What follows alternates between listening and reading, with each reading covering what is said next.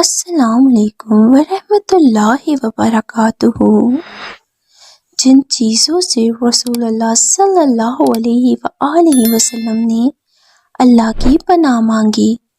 وہ مندرجہ ذیل ہیں: قرض سے، برے دوست سے، بے بسی سے، جہنم کے عذاب سے، قبر کے عذاب سے، برے خاتمے سے، بزدلی سے، کنجوسی سے، غم سے، مالداری کے شر سے، فقر کے شر سے، زیادہ بڑھاپے سے، جہنم کی آزمائش سے، قبر کی آزمائش سے، شیطان مردود سے، محتاجی کی آزمائش سے، دجال کے فتنے سے، زندگی اور موت کے فتنے سے، نعمت کے ذیل ہونے سے، اللہ کی ناراضگی کے تمام کاموں سے، آفت کے پلٹ جانے سے، ظلم کرنے اور ظلم ہونے پر، ذلت سے، اس علم سے جو فائدہ نہ دے، اس دعا سے جو سنی نہ جائے، اس دل سے جو ڈرے نہیں، اس نفس سے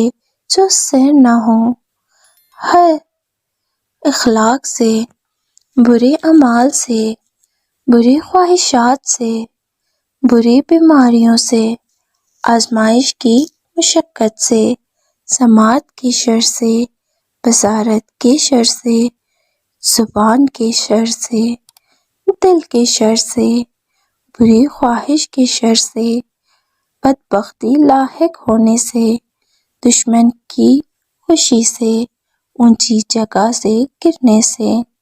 کسی چیز کے نیچے آنے سے، جلنے سے، ڈوبنے سے، موت کے وقت شیطان کے بہکاوے سے، برے دن سے، بری رات سے، برے لمحات سے، دشمن کے غلبے سے، ہر اس قول و عمل سے جو جہنم سے قریب کرے، کفر سے، نفاق سے،